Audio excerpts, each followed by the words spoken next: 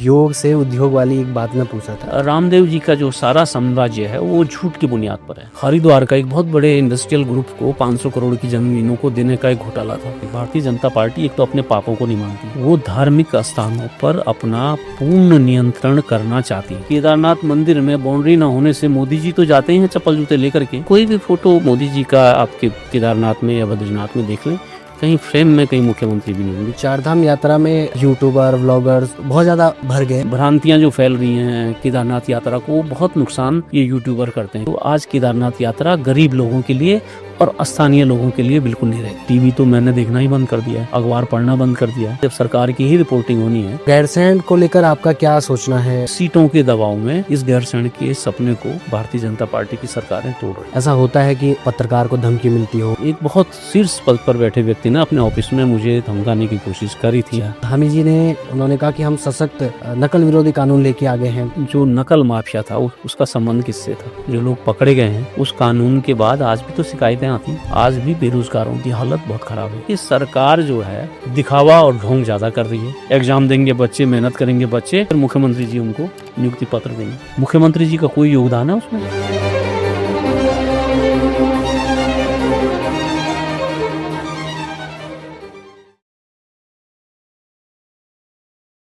नमस्कार, आप देख रहे हैं देवभूमि लाइव की विशेष पॉडकास्ट सीरीज दी पत्रकार वार्ता, पावर्ड बाय चुनाव मित्रा। आज के इस एपिसोड में हमारे गेस्ट है मनोज रावत जी। मनोज रावत जी ने लगभग 15 से 20 सालों तक पत्रकारिता के क्षेत्र में अपनी सेवाएं दी और विभिन्न मुद्दों को उठाया। आज वे एक राजनीतिक कार्यकर्ता के तौर पर कार्य कर रहे हैं। आइए उनसे बात करते हैं और जानते हैं उत्तराखंड के तमाम मुद्दों पर उनकी राय एवं उनका विश्लेषण। सर, सबसे पहले तो बहुत बहुत धन्यवाद, आपने अपना बहुत महत्वपूर्ण समय हमें दिया। नहीं, धन्यवाद आपको और आपके जितने भी व्यूअर हैं उनको मेरा प्रणाम। सर, आप एमएससी फिजिक्स के स्टूडेंट रहे, फिर आपने एलएलबी किया और उसके बाद आप पत्रकारिता की तरफ आए। मतलब कैसे ये जर्नी स्टार्ट हुई? मैं जानना चाहता हूँ कि एक साइंस का स्टूडेंट, एक लॉ का स्टूडेंट, वो जर्नलिज्म की तरफ कैसे आया? देखिए, एमएससी और एलएलबी करने के बाद पत्रकारिता में आने तक के लगभग मेरा 12-13 साल का अंतर रहा। मैं उस बीच पॉलिटिकल एक्टिविस्ट था। मैं एनएसयूआई का कार्यकर्ता था, यूथ कांग्रेस का कार्यकर्ता था और खूब जम करके घूमता था पूरे जिलों में। उसके बाद अचानक एक ऐसा मौका आया कि मैं देहरादून आया। मेरी पत्नी की जॉब देहरादून लगी, मुझे देहरादून आना पड़ा। और देहरादून आया तो एक दिन, मैं एक्सीडेंटल जर्नलिस्ट हूँ, मुझे एक ऐसा मौका मिला कि मुझे आउटलुक में एक दिन लिखना पड़ा और उसके बाद मैं लिखता गया। तो लगभग 8-10 साल का इसके बीच में गैप है। उसके बीच में पॉलिटिकल एक्टिविस्ट था। अच्छा सर, आपका पैतृक गांव भणज है जी, रुद्रप्रयाग में पड़ता है। थोड़ा सा अपने आप जो आपका बचपन गुजरा उसके बारे में बताएं। आपके परिवार से रिलेटेड आप कुछ साझा करने चाहते हैं, यादें वो बताएं। तो देखिए, भणज रुद्रप्रयाग जिले का सबसे रिमोट विलेज में से एक है, सबसे ऊंचाई का, जिसको हम कहते हैं डांडों का गाँव। अच्छा। उससे भणज से ऊपर फिर उस दिशा में कोई गांव नहीं है। और भणज जो पड़ता है वो तुंगनाथ जी का शीतकालीन गद्दी स्थल है। मक्कू के पीछे पड़ता है। अच्छा। मक्कू और कार्तिक स्वामी। अच्छा। मतलब हम कार्तिक स्वामी और तुंगनाथ जी के बीच में, और वो भूमि तुंगनाथ जी की है। देखिए, यहाँ देवताओं की भी भूमि बटी हुई है। तो हमारे जो क्षेत्रीय देवता हैं वो तृतीय केदार तुंगनाथ जी हैं और भूतनाथ जी हैं। तो छोटा गाँव है। हम वैसे किसान लोग हैं, खेती करते थे और मेरा बचपन गांव में बीता। 3.5 साल का मुझे स्कूल भेजा, लेकिन गांव का स्कूल बहुत दूर था तो रास्ते में काफ़ी चोटें लगती थी। तो मेरे पिताजी उस समय रुद्रप्रयाग और चमोली जिला एक था। तो चमोली के जो डिस्ट्रिक्ट हेडक्वार्टर गोपेश्वर है, तो गोपेश्वर शहर, पहले गोपेश्वर भी गांव था। अच्छा। तो गोपेश्वर जब गांव से शहर बसा तो पहला बाहर के लोगों ने जो घर बनाया वो मेरे पिताजी ने बनाया। वो पेशे से लाइब्रेरियन थे। तो जब काफ़ी चोटें लगने लगी तो वो मुझे फिर गोपेश्वर ले आए। मैं अकेला गोपेश्वर उनके पास रह के पढ़ता था। बाद में कुछ सालों बाद हमारी माताजी खेती करती थी गांव में, सब लोग घर में रहते थे। बाद में वो लोग भी गोपेश्वर आ गए। तो अच्छा, जैसे आपने बताया आपकी जो मतलब बचपन है वो गांव में गुजरा, लेकिन जब आप हायर एजुकेशन के लिए आए तो आपने देहरादून से हायर एजुकेशन। नहीं, मैं गोपेश्वर से ही मैंने सब कुछ पढ़ा। तो जैसे आपने अभी बताया मुझे कि आप छात्र जीवन से ही छात्र राजनीति से जुड़ गए थे, किस विचारधारा के साथ आप जुड़े थे या किसी पार्टी के साथ? नहीं, देखिए मैं छात्र जीवन से ही कांग्रेस पार्टी से जुड़ा हुआ था, और एनएसयूआई जो कांग्रेस का छात्र संगठन था, उसके बैनर पर मैंने चुनाव भी लड़ा था। स्टूडेंट यूनियन का गोपेश्वर में मैं हार गया था। और फिर यूथ कांग्रेस में मैं डिस्ट्रिक्ट प्रेसिडेंट भी रहा हूँ चमोली ज़िले का। तो उसके बाद फिर एक ऐसा राजनीतिक मौका आया कि जब राज्य में कांग्रेस की सरकार बनी और हरीश रावत जी उस समय प्रदेश अध्यक्ष थे। हरीश रावत जी का दौरा था, तो एक हमारे सीनियर लीडर थे, अब मैं नाम लेना नहीं चाहता हूँ, उन्होंने आदेश किया कि हरीश रावत जी का विरोध करो, और विरोध इस शर्त तक करो कि चाहे हिंसक विरोध भी करना पड़े। सतपाल महाराज जी की बात कर रहे हैं आप? नहीं, अब वो नाम लेना ठीक नहीं है। रुद्रप्रयाग में विरोध हुआ, हमारे लोगों ने विरोध किया, लेकिन मैं उस विरोध में नहीं गया। मैंने कहा प्रदेश कांग्रेस के अध्यक्ष हैं, हमारे उनसे मतभेद हो सकते हैं, वैचारिक मतभेद हो सकते हैं, लेकिन ये काम मैं नहीं करूँगा। तो फिर क्योंकि वो कांग्रेस के सर्वे सर्वा थे, क्षेत्रीय नेता थे, तो उनके साथ रह कर के राजनीति करना संभव नहीं था, तो मैं पत्रकारिता की ओर आ गया। अच्छा सर, मैं एक जगह पढ़ रहा था आपके बारे में, तो वहाँ पर लिखा हुआ था आपका कोई किस्सा है इंदिरा गांधी जी के साथ, उन्होंने आपको टॉफ़ी दी थी, तो क्या किस्सा है आप बता सकते हैं? देखिए, जब देश में इमरजेंसी के बाद जो जनता पार्टी की सरकार बनी, और जनता पार्टी की सरकार के कुशासन से जब पूरा देश परेशान हुआ, तो इंदिरा जी को गिरफ्तार किया गया। उस दौरान काफ़ी प्रताड़ना इंदिरा जी को झेलनी पड़ी, और जब समय आया, जनता की मांग हुई, तो इंदिरा जी ने देश का भ्रमण किया। और वो ताजुब की बात है कि बद्रीनाथ से उन्होंने भ्रमण किया था। वो काली एक अम्बेसडर में थी, उनके पीछे 1-2 गाड़ियाँ चलती थी। अच्छा। तो वो बद्रीनाथ से चल करके जब गोपेश्वर आ रही थी, तो हम सड़क पर खड़े थे 3-4 से।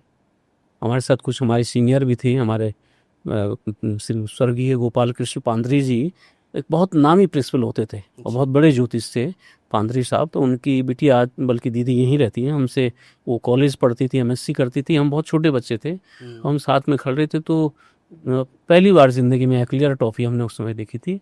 तो उन्होंने उतर करके, देखिए कितने बड़े लोग होते थे कि पूर्व प्रधानमंत्री सड़क पर कुछ बच्चे खड़े हैं फूल लेकर के, और उनके लिए गाड़ी रोक करके उतरती हैं और टॉफ़ी देती हैं। तो वो मुझे याद है उस समय की। तो जैसे मतलब लोग कहते हैं कि किसी पार्टी का नमक खाना, आपने तो कांग्रेस की टॉफ़ी भी खाई, वो भी इंदिरा गांधी से। नहीं, तो देखिए कैसा अनुभव रहता है, मतलब कैसा फील होता है आपको? देखिए ऐसा उस समय के जो नेता थे बहुत महान थे, वो जनता से मिलते थे। आज बड़ा नेता की डेफिनेशन यह है, देखिए उसी के उसका मैं तुलना करूं माननीय प्रधानमंत्री मोदी जी की। मैं विधायक रहा हूं, और मेरे विधायक रहते हुए वो 4 बार केदारनाथ आए हैं, तो उनके पास तो यहाँ के मुख्यमंत्री भी नहीं फटक सकते। अच्छा, एक बार का किस्सा है कि आदरणीय मोदी जी बद्रीनाथ आए, और काफ़ी सीनियर लीडर साथ में थे। उन सब सीनियर लीडर को कमरे में हमको सबको मुझे तो रखना ही था। मैंने तो शिष्टाचार भेंट में उनको मेहमान के रूप में गुलाब का फूल देना था। उसके बाद मेरा कोई रोल रह नहीं जाता है, अगर बुलाएं मुझे तभी मुझे मेरा जाना शिष्टाचार है। लेकिन पूर्व मुख्यमंत्री और बहुत बड़े नेता, उनको एक कमरे में और एसपीजी ने कह दिया कि आप बाहर नहीं आ सकते। अपनी पार्टी के? हाँ, उन्हीं की पार्टी। अच्छा। और कोई भी फोटो मोदी जी का आपके केदारनाथ में या बद्रीनाथ में देख लें, कहीं फ्रेम में कहीं मुख्यमंत्री भी नहीं होंगे, जबकि मुख्यमंत्री हर दौरे में आदरणीय प्रधानमंत्री जी को रिसीव करने के लिए रहते हैं। तो ये अंतर है। देखिए, ऐसा क्यों लगता है आपको कि मतलब मोदी जी लोगों से नहीं मिलना चाहते हैं? देखिए लगता नहीं है, ये तो सत्य है। अच्छा। आप कहीं भी दिखाएं, देखिए ये तो नेचुरल है ना। एक तो प्रायोजित कार्यक्रम होते हैं लोगों के मिलने के, तो हम तो बच्चे के रूप में देखा ना कि हम खड़े थे, हमें ये आशा भी नहीं थी कि वो उतरेंगी। देखिए ना, हमारा ऐसा कोई भाव था, ये था कि इंदिरा जी आ रही हैं, इंदिरा जी आ रही हैं। हमारे कुछ बड़े जो हमसे बड़े थे, उन्होंने कहा कि हम भी फूल देंगे, और खड़े हो गए। तो ये तो एक नेचुरल था। और देखिए इंदिरा जी की आप हजारों फोटो देख सकते हैं, पंडित जवाहरलाल नेहरू, इंदिरा जी, या राजीव जी की। इंदिरा जी की हत्या हो गई, इंदिरा जी को ऑपरेशन ब्लू स्टार के बाद जो सुरक्षा एजेंसी थी उन्होंने समझाया कि सिख लोगों को आप अपनी सुरक्षा में नहीं रखें, लेकिन उन्होंने मना कर दिया। देखिए ये अंतर है। ऑपरेशन ब्लू स्टार तो सिख धर्म कभी भुला नहीं पाएगा ना, सिख धर्म के लोग भुला नहीं पाए उसको। बहुत मुश्किल था भुलाना। वो एक बहुत कठोर और कठिन निर्णय था आतंकवाद से मुक्त करने के लिए, लेकिन इंदिरा जी ने तभी भी उन बॉडीगार्ड को रखा जिन्होंने उनकी हत्या की। राजीव जी को खतरे का अंदेशा था, लेकिन राजीव जी फिर भी लोगों से मिलने के लिए गए, उनकी हत्या हो गई। तो देखिए ये तो किसी के भी साथ न्याय इतिहास करता है। मैं मोदी जी पर कोई टिप्पणी नहीं कर रहा हूँ, लेकिन ये इतिहास न्याय करेगा कि कौन जन नेता कैसा व्यवहार करता था। सर, आप जैसे आपने बताया आप कॉलेज की पॉलिटिक्स में थे, फिर आप उस समय चमोली डिस्ट्रिक्ट पूरा और रुद्रप्रयाग दोनों मिला के एक ही होता था, आप उसके यूथ कांग्रेस के अध्यक्ष भी रहे। फिर किसी कारणवश आपने बताया अभी कि आप कंटिन्यू नहीं करें, फिर आप जर्नलिज्म में आ गए, एज अ फुल टाइम पत्रकार आप आ गए। आपने आउटलुक में काम किया, नई दुनिया में काम किया, लेकिन तहलका आपके करियर में अलग एक शाइनिंग स्टार की तरह दिखता है। मैं जानना चाहता हूँ कि तहलका के अनुभव आपके कैसे थे, कैसे आप तहलका में पहुँचे? तो देखिए मैं आउटलुक में जैसे ही ये घटना हुई थी उसके तुरंत बाद मुझे अपॉर्चुनिटी मिली आउटलुक में लिखने के लिए कुछ। वो भी एक बहुत बढ़िया किस्सा है, उसको मैं नहीं सुनाऊंगा।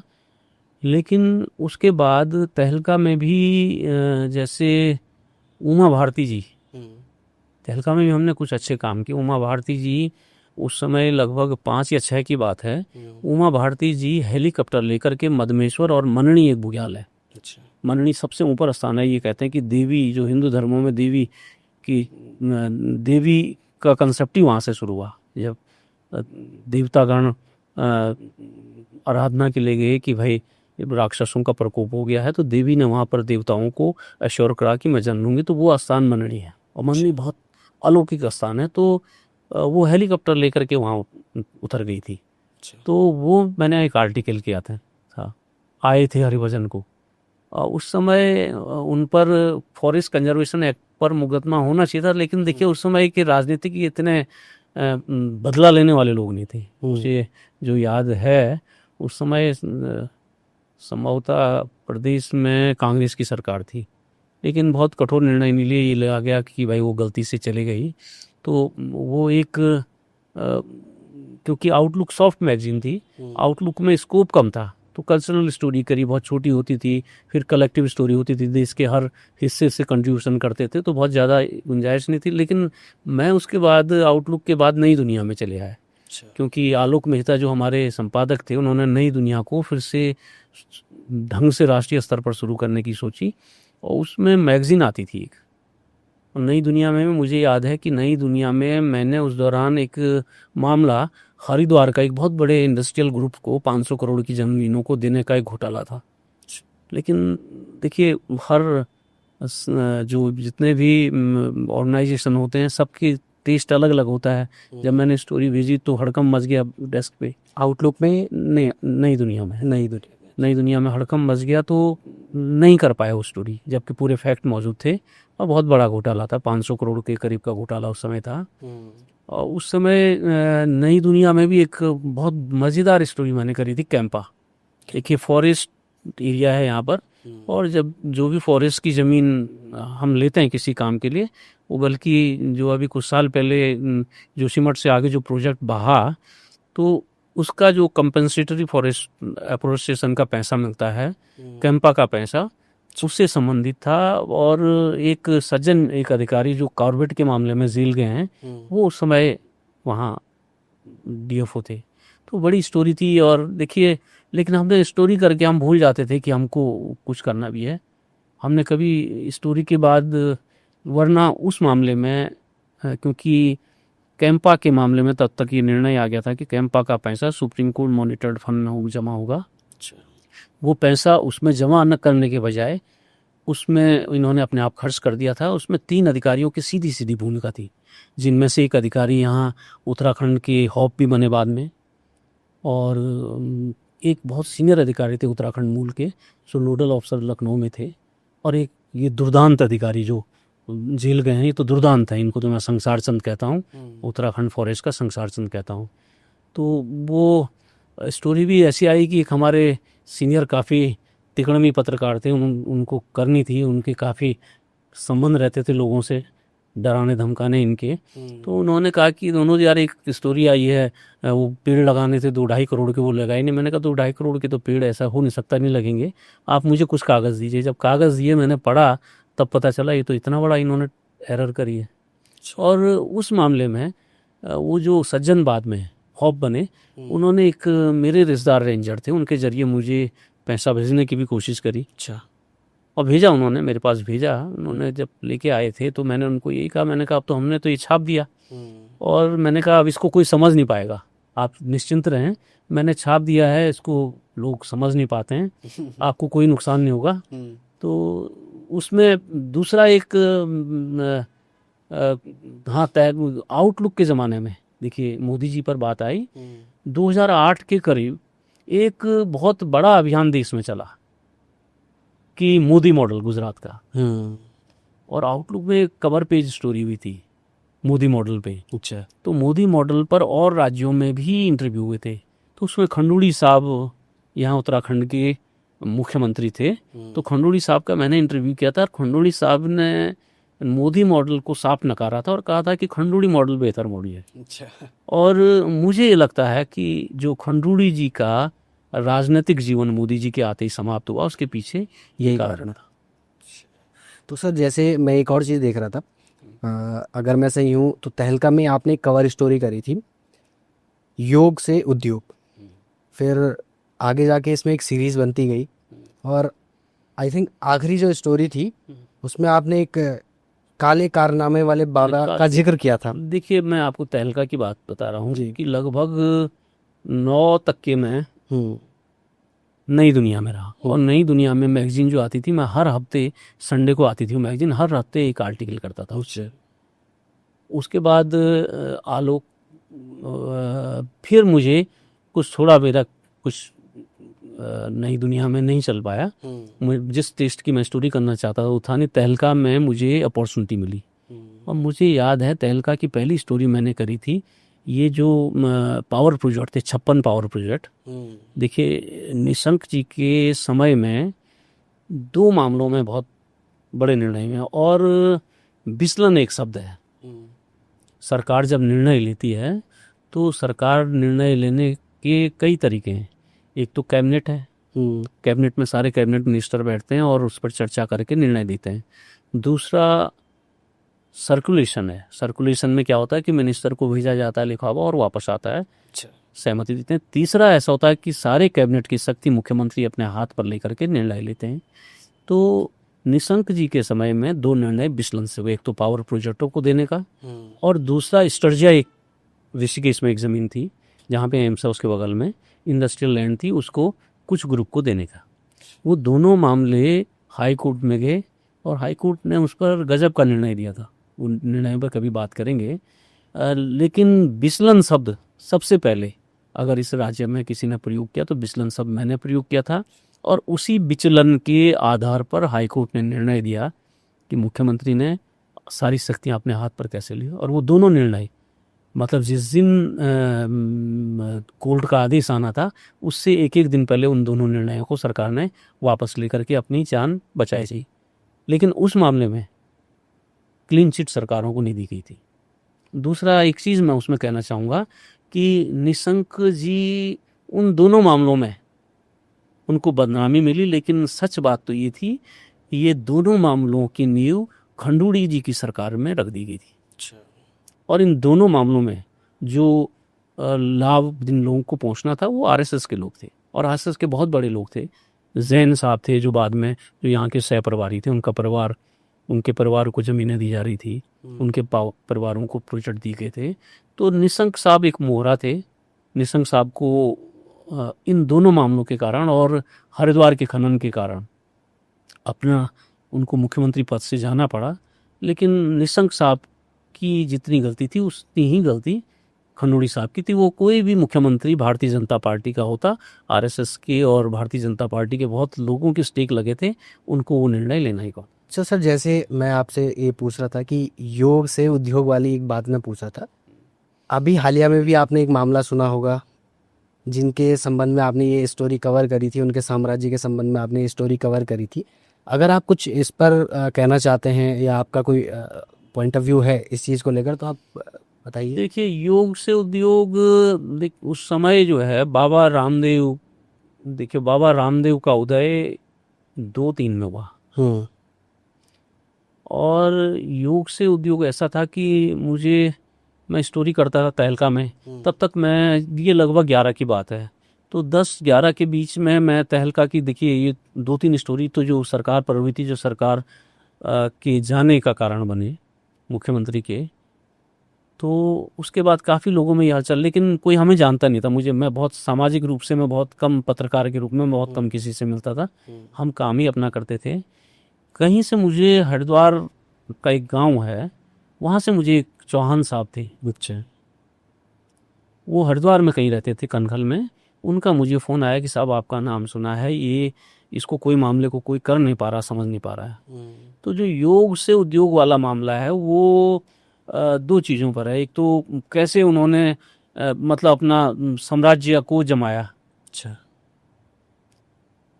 है ना, और दूसरा ज़मीनों पर कि कैसे जमीन। फिर बाबा रामदेव जी का भी उसमें इंटरव्यू है योग से उद्योग में। अच्छा। और वो मैंने बहुत चालाकी से फ़ोन पर मैंने उनका इंटरव्यू लिया। वो कम समझ पाए, लेकिन बाद के प्रश्नों में वो समझ गए थे। देखिए, रामदेव जी का जो सारा साम्राज्य है वो झूठ की बुनियाद पर है। और जो ज़मीनें उन्होंने हरिद्वार में इकट्ठा की थी उस समय, वो सारी ज़मीनें कानून को ठेंगा दिखा करके ली थी। तो योग से उद्योग हुआ है। और उसके बाद काफ़ी, मुझे तो ये लगता है 6 या 7 आर्टिकल हिंदी और अंग्रेजी में हैं। 8वां आर्टिकल था काले कर्म वाले बाबू। उसमें उनके फिर जो काम करने के तरीके हैं, जो ज़मीनों के सबके, मतलब उस पर बहुत गहराई से काम था। तो वो लास्ट आर्टिकल था हमारे काला कर्म वाले बाबा रामदेव जी। जैसे सर, आपने जैसे तहलका नई दुनिया में रहते हुए काफ़ी सारी इन्वेस्टिगेशन करी, बहुत अलग अलग विषयों पर, चाहे वो बीज घोटाला है या बाबा रामदेव का जैसे आपने बताया, पावर प्रोजेक्ट्स को लेकर आपने कई अहम मुद्दे उठाए। तो कभी ऐसा हुआ आपके साथ, या ऐसा होता है कि पत्रकार को धमकी मिलती हो या आपको मिली हो, किसी ने डराने धमकाने की कोशिश करी हो, ऐसा कुछ राजनीतिक दबाव? अब मैं नाम नहीं लूँगा। देखिए, इतनी अब हम राजनीतिक व्यक्ति बन गए हैं, हमको अधिकारियों के और नेताओं के भी नाम नहीं लेने चाहिए, क्योंकि अब तो वैचारिक लड़ाई है। लेकिन एक बहुत शीर्ष पद पर बैठे व्यक्ति ने अपने ऑफिस में मुझे धमकाने की कोशिश करी थी और कहा था कि ट्रक चलते हैं और आपके भाई भी सड़क पर चलते होंगे। तो मैंने उनका जवाब बहुत अच्छी भाषा में दिया था।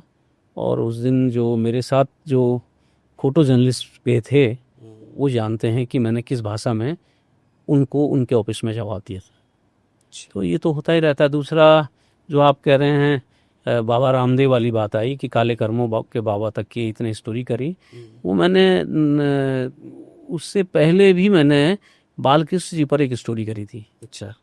बालकृष्ण जी ने एक बार कहा था कि मैं संजीवनी बूटी लेकर के आ जाऊँ। अच्छा। है ना, तो संजीवनी के लिए वो चमोली के दूरस्थ इलाके में गए थे। तो वहाँ से संजीवनी के नाम पर कुछ लेके आए, तो मैंने स्टोरी कर दी थी। तो उस समय वो दौर ऐसा था, देखिए साहब, रामदेव जी को और बालकृष्ण जी को भारत में देवता की तरह पूजा जाने लगा था। तो मनोज रावत नाम था नई दुनिया के अखबार में। तो मनोज रावत हरिद्वार में एक जर्नलिस्ट है। अच्छा। तो बाबा रामदेव के बालकृष्ण जी के गुंडों ने वहाँ के मनोज रावत जी की अच्छी पिटाई कर दी, है ना। बाद में कई अप्रत्यक्ष लोगों ने समझाने की कोशिश करी, उनको धमकी तो नहीं करेंगे, लोगों ने समझाने की कोशिश करी, लेकिन मुझे ऐसा नहीं। देखिए, अगर आप अपने रास्ते, आपका देखिए, क्योंकि मैंने बहुत बड़े लोगों पर हमने स्टोरी करी है, तो वो उनके पास सारे साधन रहते हैं कि ये किसी से मिले तो नहीं। देखिए, हम तो कहीं पर कोई कागज़ मिलता था, स्टोरी कर लेते थे। जैसे मैं आपको एक बात बता रहा हूँ कि मैं उसके बाद गुलेल में चले गया था। अच्छा। 13 की आपदा के बाद जून के महीने में आपदा की जो कवर पेज स्टोरी है मेरी, तहलका में लास्ट स्टोरी थी, उसमें हल्का मेरा मतभेद हो गया था, क्योंकि एक पेज ऐसा उसमें जोड़ दिया गया था कि जो मेरी सारी स्टोरी को कॉन्ट्राडिक्ट कर रहा था। तो वो मुझे लग रहा है कि डेस्क पर बैठे हुए लोगों ने उसको ढंग से नहीं पढ़ा, तो मेरा उसमें मतभेद हुआ था। फिर मैंने उसी दिन मुझे याद है मैं कालीमठ में था, मैंने कालीमठ से तहलका को रिज़ाइन कर दिया था। तो गुलेल बहुत एक बेहतरीन पत्रकार हुए हैं, आशीष खेतान, देश के टॉप इन्वेस्टिगेटिव जर्नलिस्ट हुए हैं। आशीष खेतान जी ने गुलेल खोला था। तो गुलेल में एक स्टोरी करी थी हमने ओनिडा पे। अब गुलेल दरअसल ये सोशल मीडिया प्लेटफॉर्म पे भी नहीं है। तो वो क्या था कि हरिद्वार रुड़की के पास में एक इंडस्ट्री पर आग लग गई, ओनिडा की इंडस्ट्री पर। अच्छा। और कुछ मजदूर जल गए थे। बस इतनी स्टोरी थी। खंडूड़ी साहब सीएम थे, खंडूड़ी साहब गए और उन्होंने कहा कि हम मुकदमा दर्ज करेंगे। मुकदमा दर्ज हुआ, बात ख़त्म हो गई, क्योंकि आए और गए। लेकिन बाद में जब मुझे पता चला और मैं जब घुसा उस मामले में, तो मामला क्या था कि एक धारा को 304 को 304A में बदलने के लिए, देखिए जो इन्वेस्टिगेशन हुआ था उसमें बहुत बेहतरीन इन्वेस्टिगेशन हुआ था। एक तो उस स्टोरी, देखिए इन सारे स्टोरी को करते करते हमको अधिकारियों की सही छवि कभी पता चला।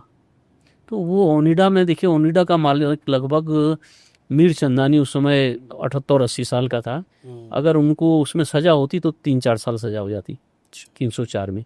इतनी सजा तो मिनिमम होनी थी। और 304A में उन्होंने एक्विटल होना था।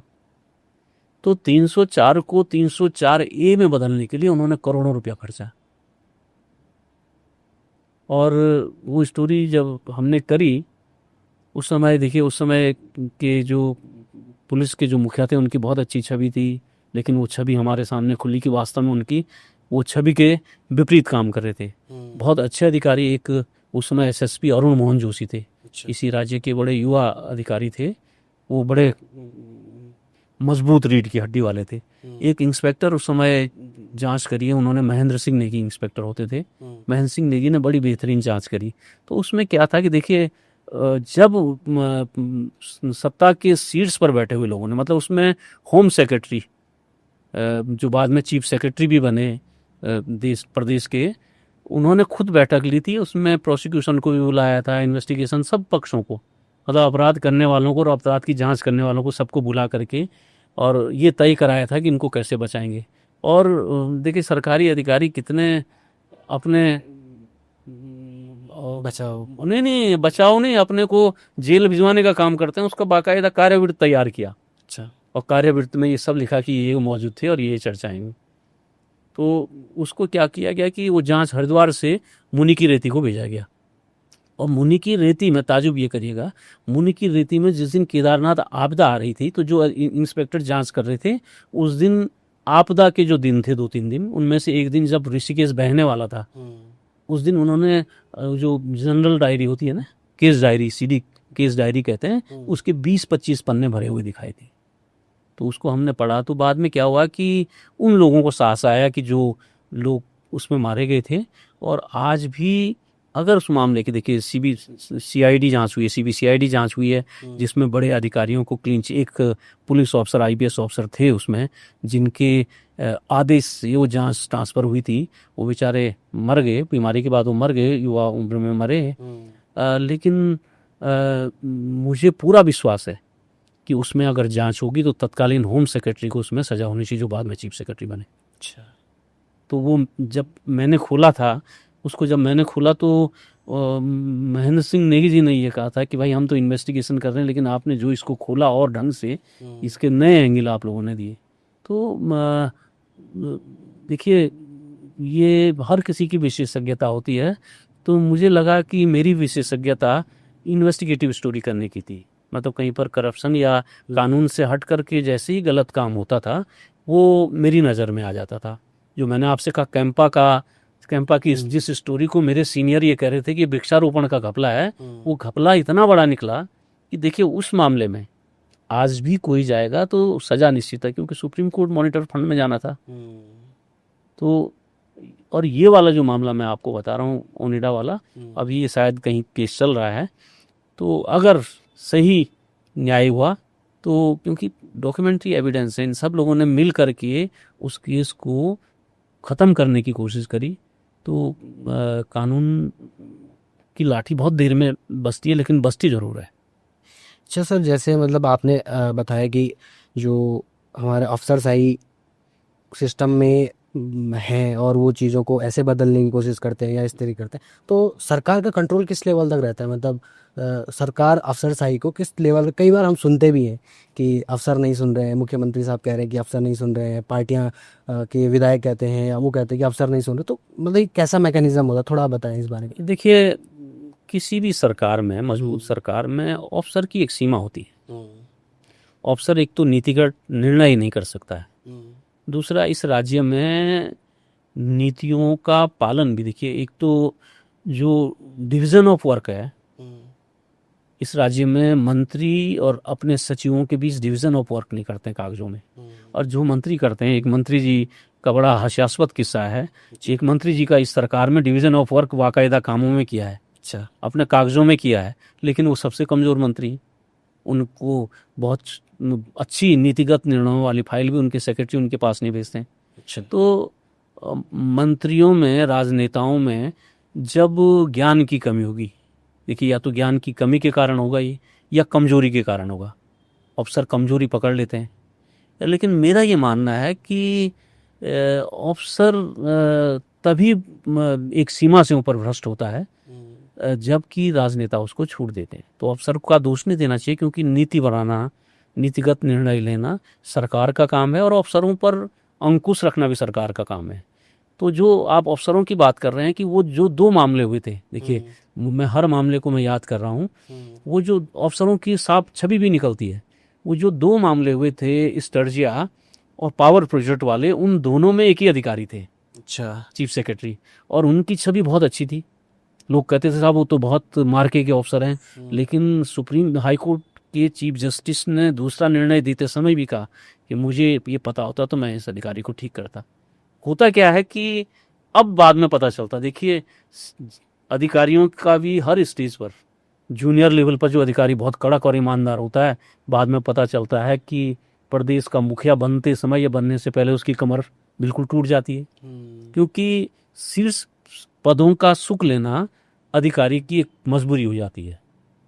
तो वो अधिकारी जो सज्जन उस समय स्टर्जिया और पावर प्रोजेक्ट के समय थे, मैं देख रहा हूँ कि उनको रिटायर हुए 10-15 साल हो गए, लेकिन वो अभी भी पोस्ट रिटायरमेंट बेनिफिट अभी भी ले रहे हैं। अच्छा। मैं नाम नहीं लूंगा उनका, समझने वाले नाम समझेंगे, है ना, जनता बता देगी, या जनता बता देगी। तो देखिए अधिकारी की मजबूरी होती है, क्योंकि उसको जो जीवन शैली उसकी है, जजेज में भी ये परेशानी आ रही है। अभी देखिए गवई साहब की लोग तारीफ कर रहे हैं कि वो, उन्होंने कह दिया साहब मैं रिटायरमेंट के बाद कोई पद नहीं लूंगा। अच्छा, क्योंकि रिटायरमेंट के बाद का पद, रिटायरमेंट से पहले का सुख अधिकारियों का या बड़े पदों पर आसीन व्यक्तियों का अकल्पनीय होता है। अच्छा, और उसके बाद का जीवन बिना उस सुख के कठिन अपने तनख्वाह और पेंशन पे बहुत मुश्किल हो जाता है। तो सब लोग चाहते हैं कि मुझे पोस्ट रिटायरमेंटल बेनिफिट मिलें पद पारितोषिक के रूप में।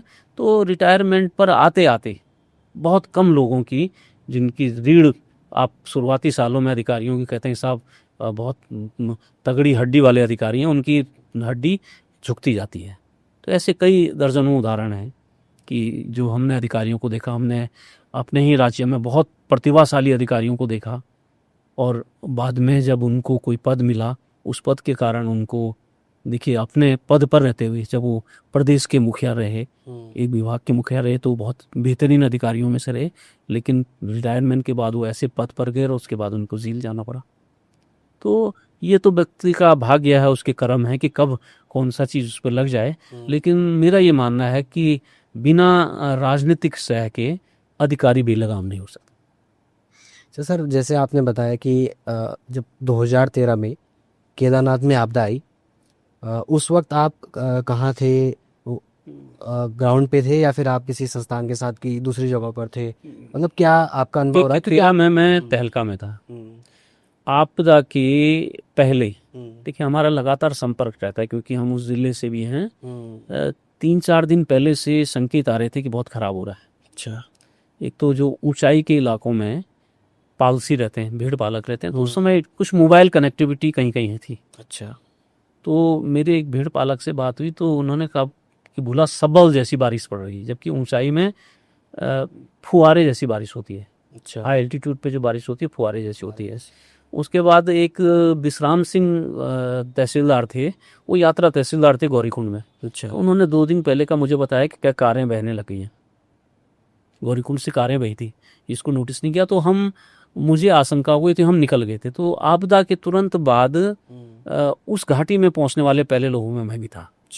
तो हमने बहुत नज़दीक से आपदा को देखा। और आपदा के बाद का जो मेरा आर्टिकल है वो उसको बहुत जगह उसका उदाहरण लिया गया है, बहुत किताबों में। और उसमें जो फाइंडिंग थी कि क्या क्या चीज़ें, क्या क्या कारण बने, आपदा के क्या कारण बने, तो उसको उसमें मैं कालीमठ केदारनाथ घाटी में भी हम जहाँ तक जा सकते थे गए। हमने सोनप्रयाग की झील को देखा है, सोनप्रयाग में झील बन गई थी पावर प्रोजेक्ट की। कालीमठ घाटी में हम पूरा कालीमठ घाटी में, मुझसे पहले कालीमठ घाटी में एक स्थानीय पत्रकार हैं लक्ष्मण सिंह ने की, वही जगह थी। और मैं कालीमठ घाटी से करके जब वापस आया तो तब राहत सामग्री वाले कुछ लोग वहाँ पहुँचे थे, बीएसएफ के कुछ लोग पहुँचे थे। तो मैं वो ग्राउंड रिपोर्टिंग करी और वही मेरी तहलका की लास्ट कवर पेज स्टोरी की। तो सर जैसे जो 2013 की आपदा आई, आप क्योंकि वहाँ पर लोकल भी हैं, काफ़ी नज़दीक आपके वो आप पड़ता है, तो क्या बदलाव आप देखते हैं कि 2013 के बाद चारधाम यात्रा का महत्वपूर्ण पड़ाव है केदारनाथ, केदारनाथ यात्रा पर क्या प्रभाव आप देख रहे हैं, क्या बदलाव आप देख रहे हैं, और क्या चीज़ें ऐसी हैं कि जो आपको लगता है कि अभी भी डेवलपमेंट की गुंजाइश है? देखिए, यात्रा को डेवलपमेंट से बिल्कुल नहीं जोड़ना चाहिए। अच्छा। 13 की आपदा ने जो सबसे अधिक कष्ट हमको दिया, यात्रा ने अपना परंपरागत स्वरूप खो दिया।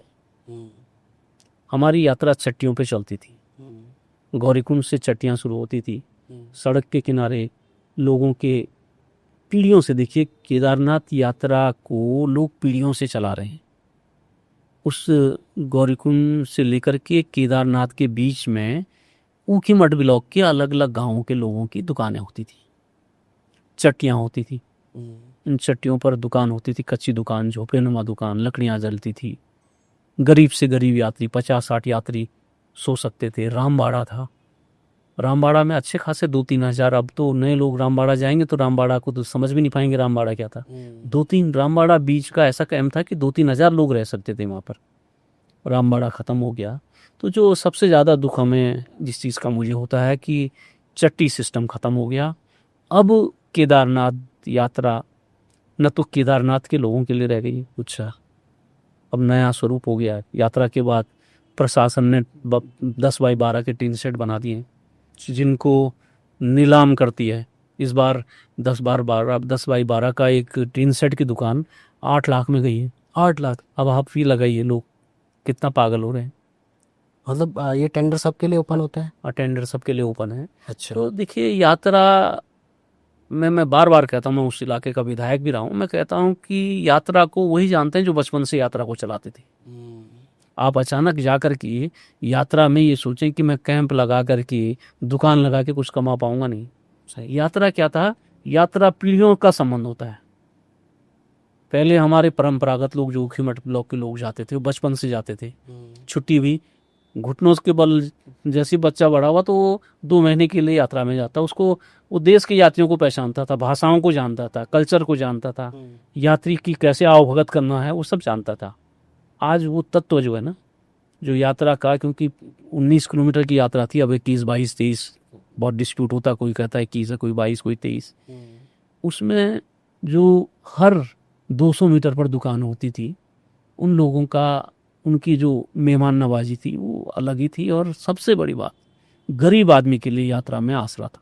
वो जो झोपड़ी नुमा दुकानें थी, जिनका खाना आज किसी भी रेस्टोरेंट के खाने से ज़्यादा स्वादिष्ट था, ज़्यादा स्वच्छ था, ज़्यादा हाइजीनिक था, वो न तो खाना मिल रहा है, ना वो आवभगत मिल रही। तो आज केदारनाथ यात्रा गरीब लोगों के लिए और स्थानीय लोगों के लिए बिल्कुल नहीं रहेगी। ये चारधाम यात्रा में अब जैसे हालिया दौर में भी हम देखते हैं कि यूट्यूबर, व्लॉगर्स बहुत ज़्यादा भर गए हैं और एक टूरिज्म सा बन गया है।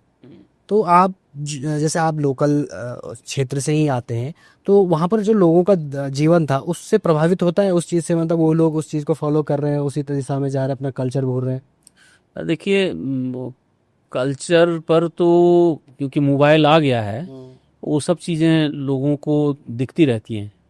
जो अमेरिका में हो रही है, इंग्लैंड में हो रही है, जो जिसकी रुचि जिस विषय में, उसको तो वो देखता ही रहता है। लेकिन देखिए, इससे जो यात्रा जो कह रहे हैं आप, यात्रा से क्या फर्क पड़ा?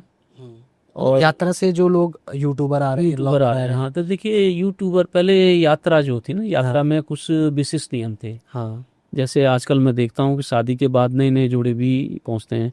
हमारी स्थानीय मान्यता ये थी कि 6 महीने तक तीर्थ नहीं जाना है। अच्छा, लोग नहीं जाते थे शादी के तुरंत बाद, है ना।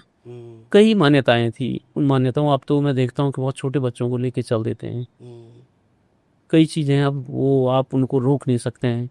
यूट्यूबर जिन चीज़ों को नहीं पहचानते हैं, अब जैसे साहब खच्चर को धुआं पिलाया, देखिए वो तो लोकल लोकल रेमेडी है। अच्छा, आप मतलब लोग भाई, अगर खच्चर की दवाई नहीं मिलेगी तो उसको धुआं सूंघाते हैं लोग, तो उसको यूट्यूबर किस ढंग से लेता है ये नहीं जानता है। उसको तो मालूम नहीं कि खच्चर कैसे पाले जाते हैं, तो खच्चर जानता नहीं है। तो जो तरह तरह की भ्रांतियों को जन्म देते हैं ये मतलब ऐसा तो, क्योंकि ठंडा इलाका और ठीक ठाक मात्रा में होता भी है, तो ये लोकल रहा होगा पहले से। हाँ, ये तो लोकल दवाई दवाइयाँ, के देखिए अगर दवाइयाँ नहीं थी तो लोकल लोग तो इलाज करते ही थे ना। लोकल अपना इलाज जो जानते थे।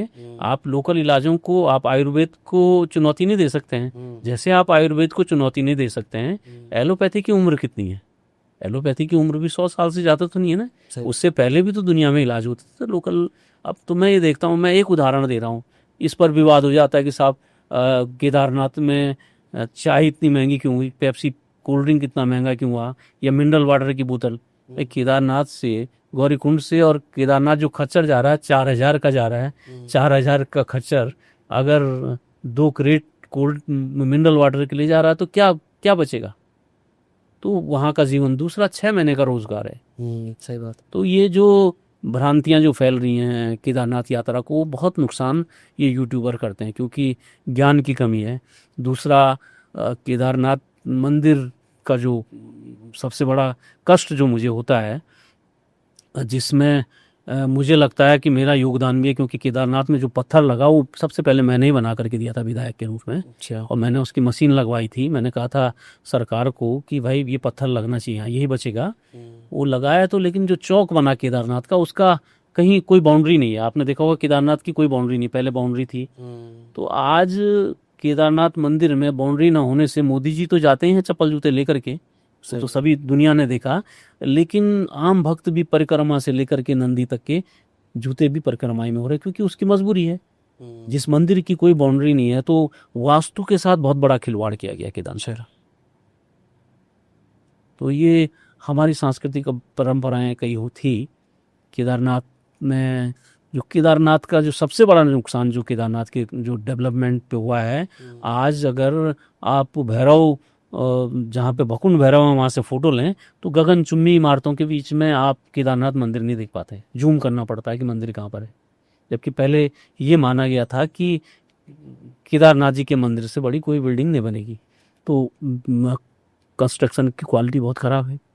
जो CSR के पैसे से आप लोग कभी कोई जाकर के, जिन जो अभी वर्तमान पुजारी हैं उनके कमरे में जाएं और देखें कि जो दरवाजे बन रखे हैं, हमारे यहाँ मोर संगाड़ कहते हैं ना, जो फ्रेम बनते हैं, तो मोर संगाड़ उनके कमरे का दरवाजा अगर आप देख लें तो आपको लगेगा इससे अच्छा दरवाजा तो आप हमारे यहाँ गौशालाओं में लगते हैं। मतलब क्या चेंज, कुछ चेंज क्या करना, बहुत घटिया दर्जे का काम। अच्छा, मतलब मैंने आपसे ये कहा ना कि उससे अच्छा दरवाजा हमारे यहाँ गौशालाओं पे लगते हैं, गाँव में टाइल्स लगी हैं। अब केदारनाथ के पुजारी जी देखिए, हर जगह का विशिष्ट भौगोलिक स्थिति होता है ना। पुजारी जी को 3 बार मंदिर जाना पड़ता है, स्नान होता है। वो वहाँ से उसका वास्तु अगर देखेंगे, जिस बिल्डिंग पर केदारनाथ के पुजारी और पूजा प्रतिष्ठान के सब लोग रहते हैं, उसके ईशान कोण पर इन्होंने टॉयलेट का गड्ढा बना दिया। अच्छा, देखिए, अगर सांस्कृतिक परंपराएं आप मानते हैं, अगर आप सनातनी होने का ढोंग रच रहे हैं, आप वास्तु पर आपका विश्वास है, सनातन, देखिए वास्तु क्या है, वास्तु का जो मूल आधार है, महाराजा भोज का पुस्तक है सम्रांगण सूत्रधार, तो वैज्ञानिक आधार है ना। तो आपने केदारनाथ के वास्तु को तो बर्बाद किया ही, मंदिर के वास्तु को, केदारनाथपुरी के वास्तु को बर्बाद कर दिया। पहले केदारनाथपुरी में जिस तरफ से रास्ता बनाया, साउथ है, वो साउथ हमेशा उच्च होता है, वास्तु के हिसाब से, और था भी, क्योंकि मुरैन है वो अगर ऊंचा रहता तो मंदिर नीचे को क्यों नहीं गया था। अब साउथ नीचा कर दिया आपने। अब क्या होगा, जब भी मंदिर को देखिए, वो तो मोरेन पर है ना, मंदिर पूरा मोरेन पर है, वो तो गतिमान है ना, उस साल में 1 इंच 2 इंच के सकते कहाँ जाएगा ये कोई नहीं जानता। तो आप ये समझ लीजिएगा, केदारनाथ जो 13 की आपदा में केदारनाथ जी के मंदिर को कोई नुकसान नहीं हुआ, वो उसके विशिष्ट वास्तु और भौगोलिक स्थिति के कारण नहीं हुआ था। उस सब को इन्होंने बर्बाद कर दिया। और इनको अगर इस पर विषय पर चर्चा करनी है, देखिए अभी इसके विशेषज्ञ मौजूद हैं, हम बार बार इनसे कहते हैं कि वाई.एस. कटौच साहब, पद्मश्री वाई.एस. कटौच साहब हैं, कटौच साहब के पास जाएं। अभी कुछ लोग हैं जो इस चीज़ को जानते हैं और इनको इन गलतियों को सुधारने की इनको कोशिश करनी चाहिए। अच्छा सर, जैसे आपने केदारनाथ का वास्तु के बारे में बताया, कल्चर को लेकर आपने बताया, 2013 के बाद आप कंटिन्यू जर्नलिज्म में रहे, फिर 2017 आता है। 17 में आपकी लाइफ में भी एक बड़ा चेंज होता है और प्रदेश के अंदर हम देखते हैं आप कांग्रेस पार्टी के टिकट पर केदारनाथ विधानसभा से चुनाव लड़ते हैं और जीतते हैं। सारे प्रदेश में एक संदेश जाता है कि एक युवा पत्रकार विधायक बन गया। मैं सबसे पहले तो ये जानना चाहता हूँ कि एक युवा पत्रकार, एक पत्रकार विधायक कैसे बना, क्या पूरा घटनाक्रम अगर आप बता पाए हमें थोड़ा सा। देखिए 13 के बाद जून जुलाई में मैं गुलेल ज्वाइन कर लिया था। लगभग 1 साल में 14 लास्ट तक के मैं गुलेल में रहा।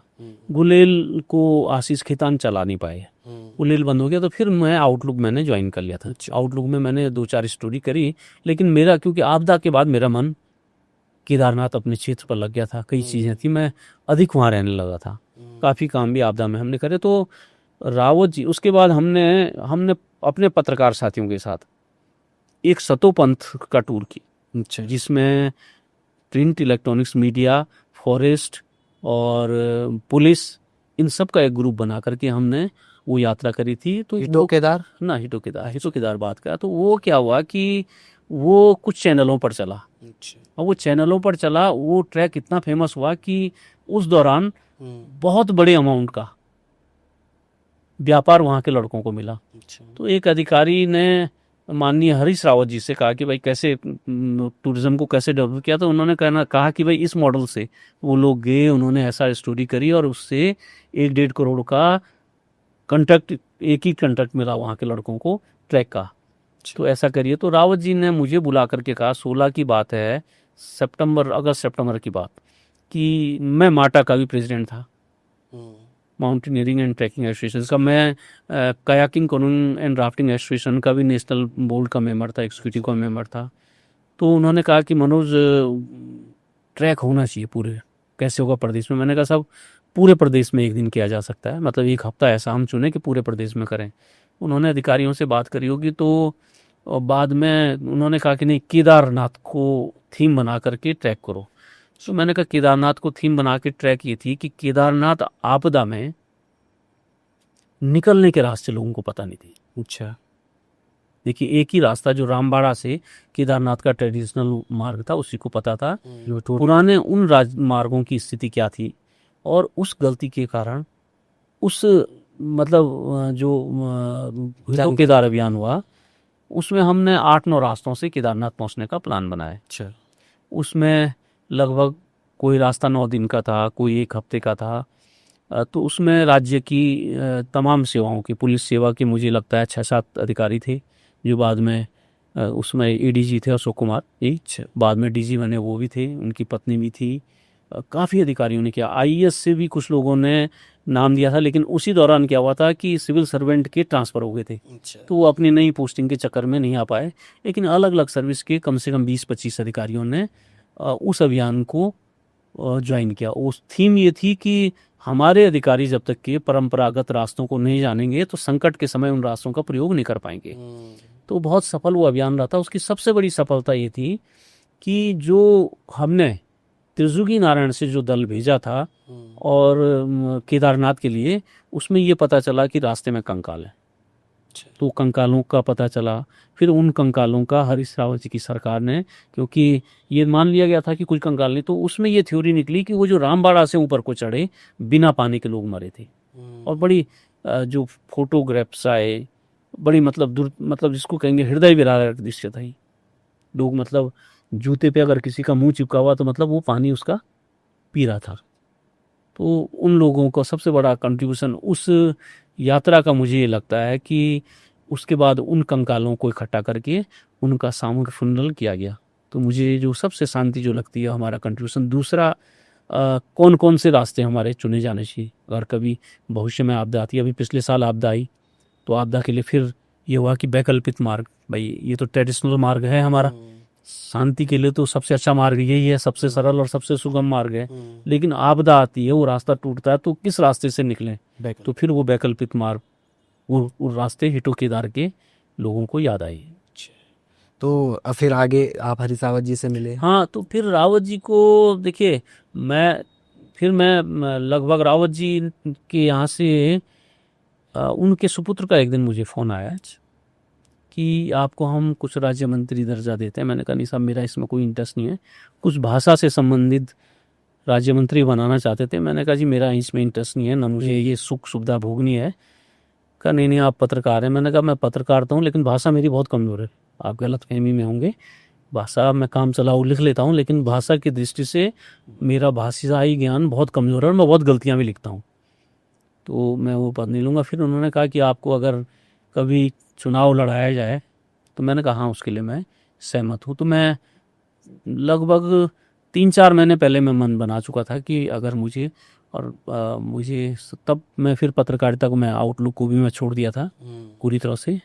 आउटलुक तो मैं लगभग 6-7 महीने पहले छोड़ दिया था। कभी मांग लेते थे तो मैं कल्चरल स्टोरी करता था। तो बस फिर अचानक टिकट मिला और चुनाव लड़ गए। सर जब आप विधायक बन गए थे, आप विधानसभा में गए, आपका जो पत्रकारों का सवाल करने का अंदाज होता है वो विधानसभा में भी जारी रहा। आपने सबसे ज़्यादा बहसें करी और सबसे ज़्यादा सवाल आपने पूछे।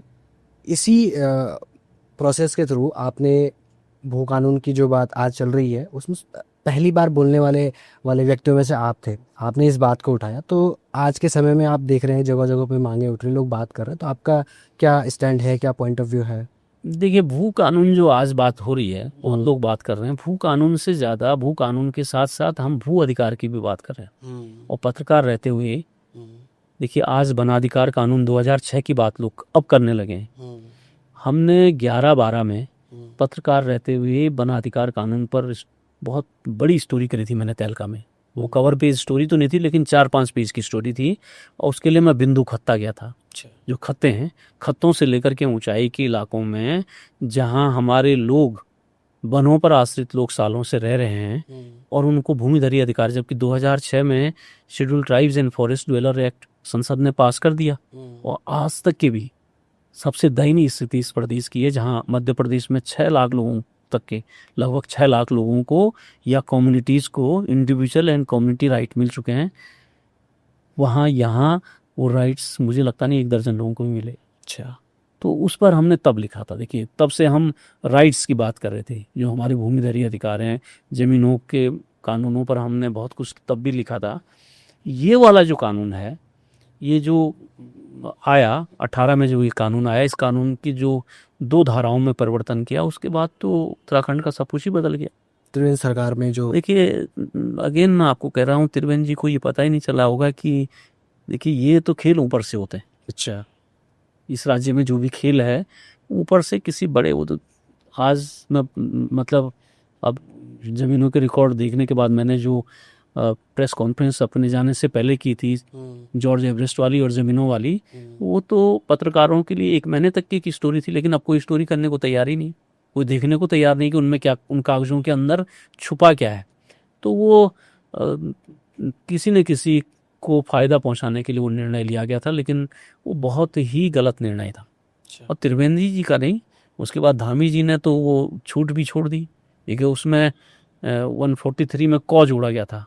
143 कौ त्रिवेंद्र सरकार ने ये जोड़ा था कि अगर इंडस्ट्रियल यूज़ के लिए लैंड का प्रयोग नहीं होगा तो वो सरकार में निहित हो जाएगी। मतलब क्या था, एक डर था, वो धामी साहब ने 22 में ख़त्म कर दी। और आज जो नया संशोधन आया है, आज नए संशोधन के बाद वो धारा को फिर से रेस्टोर नहीं किया गया है। मतलब जिन लोगों ने डाका डाला है उनको आप डकैती करने की छूट छोड़ दे। तो इस राज्य में एक अजीब प्रचलन बन रखा है, छोटे लोगों पर पटवारी, कानूनगो, दरोगा को तो जेल भेजो और थाने बिकते रहे।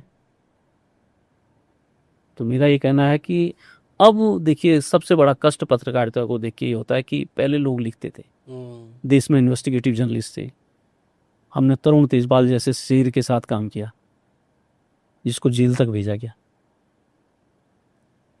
आज देश में एक भी बहुत कम इन्वेस्टिगेटिव रिपोर्टर रह गए। टीवी तो मैंने देखना ही बंद कर दिया है, अखबार पढ़ना बंद कर दिया है, क्योंकि जब अच्छी रिपोर्टिंग ही नहीं होती है, जब सरकार की ही रिपोर्टिंग होनी है तो फिर उसको देख कर के क्या फ़ायदा, क्यों अपना पैसा हम बर्बाद करें। तो अच्छी कहानियों स्टोरीज का अंत हो गया। अब आप विधायक की बात कर रहे थे, वो कानून की बात कर रहे थे, तो उस दिन हमने विरोध देखिए वो मैं ये कहता हूँ कि यहाँ राज्य में परंपराएं अच्छी नहीं। देखिए भू कानून जैसा तकनीकी विषय हर विधायक की समझ में आया ये जरूरी नहीं है। मेरी रुचि थी और मुझे ये भी पता था, देखिए ऐसा ना कि जैसे 118 हिमाचल टेनेंसी एक्ट की जो धारा 118 है मुझे याद नहीं थी, लेकिन मुझे मालूम था कि वो कौन बता पाएगा। जो 10 मिनट का चर्चा का टाइम मिला, मैं बाहर आया और मैंने सीनियर जर्नलिस्ट जय सिंह रावत जी को फ़ोन किया। मुझे मालूम था कि उनको याद होगी वो धारा। उन्होंने मुझे बताया 118 टेनेंसी एक्ट 118 टेनेंसी एक्ट है। तो क्योंकि वो पत्रकारिता से मुझे ये मदद मिली कि अगर मैं पत्रकार नहीं रहता तो ये जानना बहुत कठिन था कि इस विषय पर कौन ज़्यादा जानता। तो पत्रकारिता ने वो दृष्टिकोण हमारा खोला।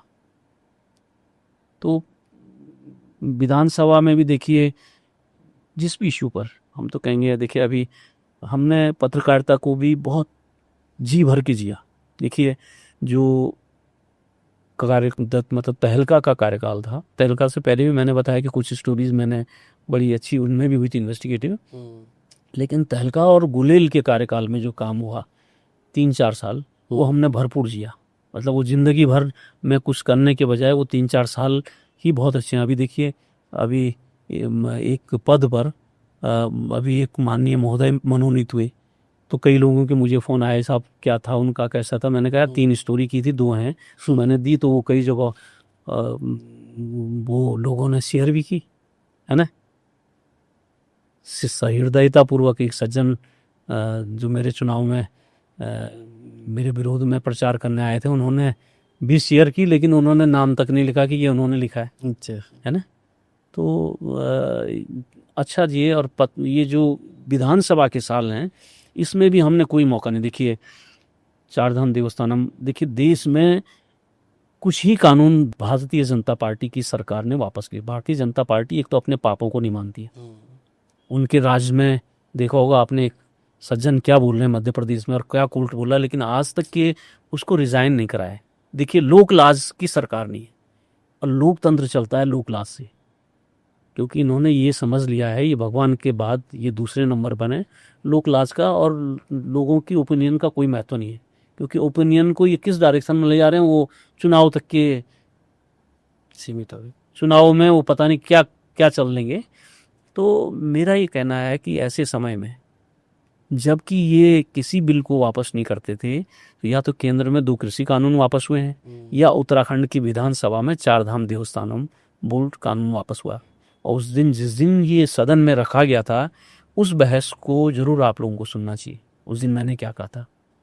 चाबी सर, ये धामी सरकार में तीर्थाटन परिषद का गठन की बात हो रही है, धर्मस्व एवं तीर्थाटन परिषद के गठन की बात हो रही है। तो मैं थोड़ा जानना चाह रहा था कि ये दोनों एक ही चीज से संबंधित है या फिर इन दोनों का। देखिए कुल मिलाकर के भारतीय जनता पार्टी की सरकारें देश में जहां पर भी हैं, वो धार्मिक स्थानों पर अपना पूर्ण नियंत्रण करना चाहती है, चाहे वो सरकारों पे रहे ना रहे। उसके लिए इन्होंने अयोध्या में कर लिया है, वाराणसी में कर दिया है, अब बद्री और केदार का नाम है। आप कहेंगे कैसे कर रहे हैं कि बद्रीनाथ और केदारनाथ में हम लोगों के जिन लोगों के स्थानीय लोगों की सारी भूमियों का अधिग्रहण कर लिया। अब वो अधिग्रहण करने के बाद इनकी मर्जी किसको दें। जब आपके पास पैर रखने की जगह नहीं रहेगी तो आप वहाँ जाके क्या करोगे। केदारनाथ में अगर मैं गलत नहीं हूँ, मेरी अपुष्ट सूचनाओं के अनुसार 10-11 लोगों को पट्टे दे दिए गए हैं, जिनमें साधुआं हैं, संत हैं, कई आरएसएस से जुड़े कोई ऑर्गेनाइजेशन है। तो इनकी रणनीति है कि ये किसी भी तरह से इन धार्मिक स्थानों पर कब्जा करना चाहते हैं। जो चार धाम देवस्थानम बोर्ड एक्ट था उस दिशा में एक कदम था जिसमें इनको मुंह की खानी पड़ी। अब इनके रिसर्च विंग बहुत तगड़े हैं, ये पूरा रिसर्च करके ये देख रहे हैं कि इन पर कैसा कब्जा करेंगे। लेकिन यहाँ तो हो ही सोई जो राम रचि रखा, ये अयोध्या पे कब्जा ले कर देंगे लेकिन बद्री केदार पर कब्जा ये नहीं कर सकेंगे। तो उसी की दिशा में मुझे पूरा भरोसा, अभी मैंने उस एक्ट को पढ़ा नहीं, वो कानून क्योंकि कैबिनेट का डिसीजन है, अभी बाहर नहीं आएगा। जब बाहर आएगा तो उनकी मंशा पता चल जाएगी। ठीक। सो जैसे आप हर समय युवाओं की बात भी उठाते रहते हैं, विधानसभा में आपने जब आप विधायक थे तब आपने बात रखी, चाहे वो पैरामेडिकल भर्ती को लेकर हो या नर्सिंग भर्ती को लेकर या फिर सब इंस्पेक्टर भर्तियों को लेकर। लेकिन हालिया दौर में अब युवा सड़कों पर थे तो धामी जी ने जो चीज़ निकाली, उन्होंने कहा कि हम सशक्त नकल विरोधी कानून लेके आ गए हैं, हम नकल कराने वालों के खिलाफ कार्रवाई करेंगे, त्वरित कार्रवाई करेंगे। आप कैसे देखते हो कि क्या ये कार्रवाइयाँ जो हो रही युवाओं के हित में हो रही हैं या सिर्फ एक पीआर की तरह चल रही है? देखिए, सबसे पहली बात तो जो नकल माफिया था उसका संबंध किससे था? उसमें जो एक बहुत बड़े अधिकारी जो जेल गए हैं वो राष्ट्रीय स्वयंसेवक संघ के एक अंग के राष्ट्रीय अध्यक्ष थे। अच्छा, मैं नाम नहीं लेना चाहूँगा, हमारे बहुत करीबी जिले के हैं, है ना।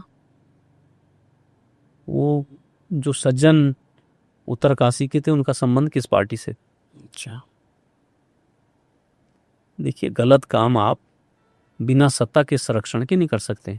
आज क्या हालत है उन मुकदमों की, जो लोग पकड़े गए हैं उस कानून के बाद आज भी तो शिकायतें आती हैं। और जिस राज्य में बेरोजगारों को न्याय न मिल सके तो उस राज्य में आप सरकार की कल्पना ही ना करिएगा। गरीब का बच्चा पढ़ेगा कैसे? अगर गरीब के बच्चे को ये लग जाए कि मैं मेहनत करूंगा और उस मेहनत का फल नहीं मिलेगा, वो पढ़ेगा ही क्यों? जैसे अग्निवीर का मामला है। अब पहाड़ में, आप भी पहाड़ के हैं, पहले पहाड़ में सुबह 4 बजे आप बच्चों को दौड़ते देखते थे, अब तो बच्चे दौड़ नहीं रहे। एक पूरा कल्चर, सेना में जाने का एक कल्चर हमारा, तो सेना तो हमारी संस्कृति का हिस्सा था ना। आप संस्कृति की बात कर रहे हैं, सेना हमारी संस्कृति का हिस्सा था। फर्स्ट वर्ल्ड वार से हम लोग लड़ रहे हैं, दुनिया भर में अपनी बहादुरी दिखा रहे हैं। 2 विक्टोरिया कोर्स हमको मिले हैं, गढ़वालियों को, कुमाऊनियों को भी, कुमाऊन रेजिमेंट भी, परमवीर चक्र पहला सोमनाथ जी थे, है ना। तो ऐसे कल्चर को आप लोगों ने ख़त्म कर दिया है। नौकरियों के हाल आप यहाँ देख रहे हैं, बच्चों को बड़ा हास्यास्पद है। मेहनत करेंगे बच्चे, एग्जाम देंगे बच्चे, मेहनत करेंगे बच्चे, और वो अपने खर्चे पर आएंगे और मुख्यमंत्री जी उनको नियुक्ति पत्र देंगे। ये अजीब ड्रामा हमने देखा इस राज्य में। मुख्यमंत्री जी का कोई योगदान है उसमें? उन बच्चों के उस परीक्षा को पास करने में अगर मुख्यमंत्री जी का कोई योगदान है या सरकार उनको खर्चा दे रही है वहाँ से यहाँ आने का, वो तो लोग बेचारे शर्मा शर्मी में आ जाते हैं। लेकिन ये दिखावा ज़्यादा, जो आप कह रहे हैं, ये दिखावा ज़्यादा है। आज भी बेरोज़गारों की हालत बहुत ख़राब है, और बेरोज़गारों की हालत इसलिए ख़राब, अब आप देखिए इस राज्य में जो असंगठित बेरोज़गार हैं, उपनल देखिए आप, 12-15 हज़ार लोग हैं। 12-15 हज़ार लोग सालों से गढ़वाल मंडल, कुमाऊं मंडल विकास निगम में 300 लोग, 20-20 साल की नौकरी होगी। बद्रीनाथ केदारनाथ मंदिर समिति में 300 लोग 25-25 साल से टेम्परेरी नौकरी कर रहे हैं, 8-8, 10-10 हज़ार पे नौकरी कर रहे हैं। अब तो रेगुलराइजेशन पॉलिसी आ गई, आप अभी भी रेगुलर नहीं कर रहे हैं उनको। उपनल के मामले में सुप्रीम कोर्ट में भी मुंह की खा दी आपने, लेकिन सरकार, तो मेरा ये कहना है कि सरकार जो है दिखावा और ढोंग ज़्यादा कर रही है। सरकार को फ़ोटो खिंचाने में ज़्यादा मज़ा आ रहा है, तो ये फ़ोटो की सरकार है। अच्छा सर, युवाओं के साथ लगातार, मतलब आपका कहने का मतलब है कि युवाओं को एक अंधेरे में रखा जा रहा है? निश्चित युवा अंधेरे में है। आज भी आप युवाओं से पूछिए, इसके लिए आपको जो बेरोजगार युवा हैं उनसे पूछना चाहिए कि कितनी परीक्षाएं उन्होंने दे दी, किस परीक्षा में क्या हुआ है। अच्छा सर, एक और चीज़ मैं देखता हूँ आपको, मैंने बहुत बार, आपका एक कल्चर का बात हो रही थी तो मैंने आपको देखा, आप एक दोखा में रहते हैं, आप बहुत जगहों पे कल्चरल प्रोग्राम में जाते हैं, केदारनाथ को लेकर आप वहाँ की कल्चर को लेकर, वहाँ के जो रीति रिवाज है उनको लेकर आप सोशल मीडिया पर भी कई बार एक्टिव दिखते हैं। इसके साथ साथ एक और चीज़ हमारी संस्कृति का हिस्सा मैं मानता हूँ, गैरसैंण। तो गैरसैंण को लेकर आपका क्या सोचना है, मतलब अगर आपका कोई पॉइंट ऑफ व्यू है तो आप बता सकते हैं इस। देखिए, गैरसैंण जो है वो राज्य आंदोलनकारियों का सपना था, पहाड़ का सपना था कि गैरसैंण में राजधानी हो, और इंफ्रास्ट्रक्चर गैरसैंण में बन गया था। लेकिन अब नई सरकारें, देखिए पहले तो हम गैरसैंण को हमने उस समय देखा कि जब तंबू में, बहुगुणा जी की सरकार में तंबू में विधानसभा चली थी। तंबू के बाद क्या हुआ कि गैरसैंण में इंफ्रास्ट्रक्चर बना, विधानसभा बनी। विधानसभा के बाद ये हुआ कि भाई विधायक और कर्मचारी जो विधानसभा में जाएंगे कहाँ रहेंगे, वो बन गए। आज गैरसैंण में सत्र बिल्कुल चल सकता है, गैरसैंण में विभाग भी चल सकते हैं। लेकिन अब सरकार कहती है साहब ग्रीष्मकालीन राजधानी बनाएंगे। त्रिवेंद्र सिंह जी ने घोषणा करी थी ग्रीष्मकालीन राजधानी बनाएंगे, इतने 1000 करोड़ रुपए खर्च करेंगे। वो 1000 करोड़ रुपए तो खर्च करना दूर, अब तो विधानसभा का सत्र तक नहीं करा पा रहे हैं आप गैरसैंण में। आपने देखा पिछली बार से विधानसभा का सत्र गैरसैंण में नहीं हुआ है, इस बार तो नहीं हुआ ना। तो ये सपना, मुझे लगता है कि देखिए दबाव में, सीटों के दबाव में इस गैरसैंण के सपने को भारतीय जनता पार्टी की सरकारें तोड़ रही। अभी हमारी मतलब जो सारी चीज़ों को लेकर बातचीत हो रही, इसी बीच में मुझे एक चीज़ याद आई कि मेरा एक दोस्त है केदारनाथ का, तो वो मुझे बता रहा था कि आपने वहाँ पर लगभग 150 के करीब कुछ लाइब्रेरीज वगैरह आपने बनाई। तो मैं जानना चाहता हूँ क्या है वो, क्योंकि वो चीज़ युवाओं के बीच में, आप युवाओं की बात कर रहे थे तो मुझे ध्यान आया। तो मैं जानना चाहता हूँ कि ये विलेज लाइब्रेरी का कॉन्सेप्ट आपके दिमाग में आया कैसे, और क्या अभी भी ये चीज़ें चल रही हैं? जब आप विधायक थे उस टाइम पे शायद आपने स्टार्ट किया था। देखिए, मेरे फादर जो है ना, मेरे पिता, स्वर्गीय पिताजी लाइब्रेरियन थे। तो हमको बचपन से किताबों को पढ़ने का बहुत मौका मिला, और हमने वो जो मौका था उसका भरपूर आनंद लिया है। देश दुनिया का भरपूर हमने साहित्य पढ़ा, उसको पढ़ते हुए हम बड़े हुए। तो किताबों से नेचुरल हमको प्रेम था।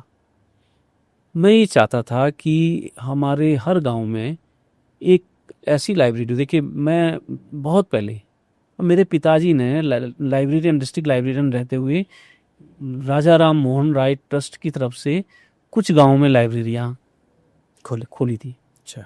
मैं एक गांव में रिश्तेदारी में उस ज़माने में गया था, महड़ गांव में, तो वहाँ एक अलमारी में उनकी खुली हुई लाइब्रेरी थी। तो उसमें कुछ दुर्लभ किताबें मुझे मिली। देखिए, आप किसी गांव में जाते हैं और आपको लाइब्रेरी, कुछ किताबें ऐसी पढ़ने को मिलती हैं, हो सकता है देहरादून की लाइब्रेरी में वो हों, लेकिन आप नहीं पढ़ पाए हों, उस गांव में पढ़ें, तो आपको बहुत आनंद आता है। तो मेरे दिमाग में ये था कि कभी ऐसा मौका मिलेगा तो हम लाइब्रेरी खोलेंगे। तो मैं विधायक बना, लेकिन मेरे विधायक का जो कार्यकाल है उसका सबसे दुर्भाग्यपूर्ण पहलू ये रहा कि 2.5-3 साल हम कोविड में रहे। कोविड में हम काम नहीं कर पाए थे। हमने लाइब्रेरी की रणनीति बना ली थी, किताबों का सिलेक्शन हमने ऐसा किया कि हमने जो बहुत अच्छे पढ़ने लिखने वाले लोग हैं उनसे हमने किताबों की सूची बनाई, जिनमें संतोष रावत एक हैं बहन, टेरी की बहुत अच्छी है। शेखर पाठक साहब से हमने पूछा, काफ़ी लोगों का, मतलब बहुत, ये वाई.एस. कटौत साहब, इन सब के, और इन सब की किताबें जो गढ़वाल का इतिहास से लेकर के खान पान, संस्कृति, परंपरा, महिलाओं के लिए किताबें, धार्मिक किताबें, बच्चों के लिए, उसको हमने ऐसा बनाया कि बच्चों से लेकर के और प्रतियोगी परीक्षाएं भी उसमें, परीक्षाओं की बेसिक किताबें, उसको हमने हर गांव के लेवल पर करा।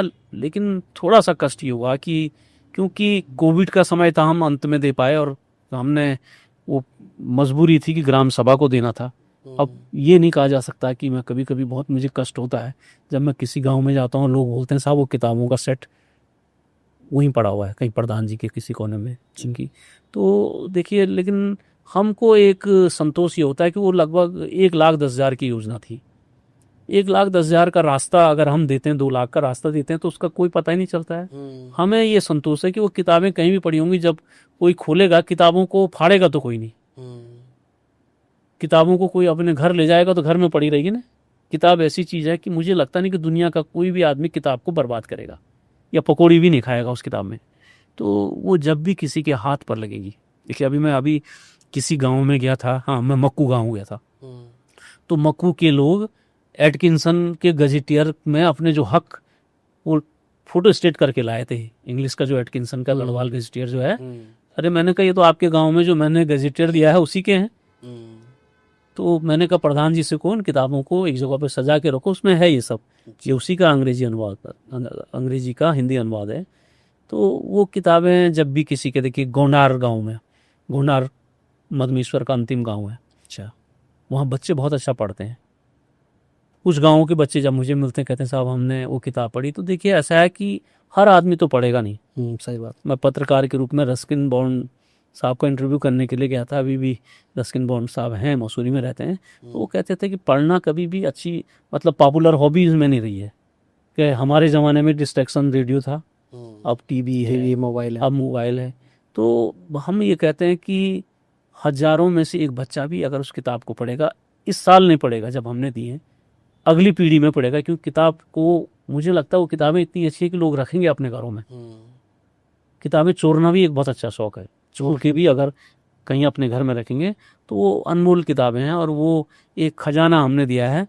और मुझे अपने कार्यकाल का जो सबसे संतोष जिस काम को लेकर के होता है, हालांकि अब मुझे लगता था कि अगर हमको पहले कोविड का काल नहीं होता, हम एक साल पहले उस योजना पर काम कर पाते तो हम ज़्यादा अच्छे ढंग से देते और उनको सही सुरक्षित स्थान पर रख पाते, लेकिन हम वो नहीं कर पाते। बाकी तो हर काम हमारे हाथ पे नहीं होता है, हमने एक अच्छी नीयत से एक अच्छा काम किया, वो बाकी इतिहास बताएगा कि उसका क्या उपयोग हो। जी सर, अब हम आखिरी सेगमेंट की तरफ जाते हैं। इसमें हम आपसे फटाफट सवाल पूछेंगे।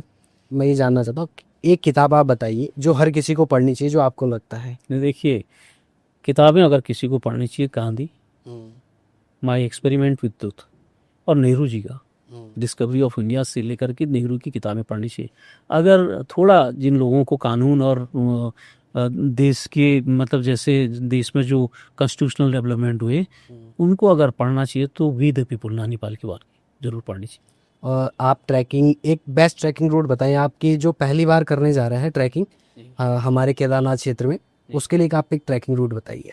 देखिए ट्रैक तो छोटे ट्रैकों में हाँ। तो मधमेश्वर जाना चाहिए। देखिए बहुत छोटे ट्रैकों में तो तुंगनाथ तो 3.5 किलोमीटर का है, तुंगनाथ, देवरिया ताल, मधमेश्वर जी। और जो अच्छे ट्रैक, अच्छा ट्रैक करने की इच्छा है तो तुंगनाथ होते हुए रुद्रनाथ का रास्ता निकलना, या और अच्छे जो ट्रैक करना चाहते हैं तो पनपतिया ग्लेशियर होते हुए बद्रीनाथ निकलना, ये बहुत अच्छे ट्रैक है। केदारनाथ में घूमने की, केदारनाथ के आसपास घूमने की बेस्ट जगह आप बताएं, कोई अगर बाहर का आदमी आ रहा है। केदारनाथ के आसपास अगर आप कम ऊंचाई वाले स्थानों में जाना चाहते हैं तो कार्तिक स्वामी से खूबसूरत जगह और खूबसूरत ट्रैक नहीं है। 3-3.25 किलोमीटर का ट्रैक, बांस के जंगल, जहाँ पेड़ दोनों ऊपर को मिल जाते हैं, उनकी छाँव से आप जाते हैं। तो केदारनाथ देखिए रुद्रप्रयाग जिले से ज़्यादा विविधता का जिला कोई नहीं है। तो मेरा ये कहना है वहाँ तो स्वर्ग है। आप नीचे से छोटे घूमने की जगह से लेकर के और केदारनाथ से लेकर, अभी मुझे बड़ा एक अजीब निर्णय सुनाई दिया कि वासुकी ताल जाने वालों पर को भेजेंगे जेल। अच्छा है ना, वासुकी ताल भी नहीं जा पाएंगे। केदारनाथ से 5 किलोमीटर की दूरी पर वासुकी ताल बहुत खूबसूरत ट्रैक है, बहुत खूबसूरत झील है। तो कार्तिक स्वामी से लेकर के और वासुकी ताल तक के वहाँ तो सीरीज है, आपको जितना समय है। पत्रकारिता ज़्यादा मुश्किल है या राजनीति? नहीं, राजनीति, पत्रकारिता, मैं ये मानता हूँ कि पत्रकारिता में हम समाज को ज़्यादा कर पाए थे राजनीति की बजाय। हमारा कंट्रीब्यूशन अगर देखा जाए तो पत्रकारिता के 5 साल अधिकता समाज के लिए, या उसके नतीजे ज़्यादा बड़े थे बल्कि विधायक रहते हुए। अच्छा, जो आज की डिजिटल मीडिया का दौर चल गया है, या जो नए पत्रकार हैं, उनको आप क्या एक सलाह देना चाहते हैं कि वो किस तरीके से पत्रकारिता में आगे जाएं, क्या करें अपने करियर को लेकर? देखिए आज इस देश में पत्रकारिता का कोई भविष्य नहीं है। 14 के बाद जब से मोदी साहब आए हैं तो अब पत्रकारिता कोई भविष्य नहीं है। मैं तो सलाह दूंगा कि कोई पत्रकार न बने, क्योंकि अगर आप सत्य नहीं लिख सक रहे हैं तो फिर पत्रकारिता एक झूठा दिखावा है।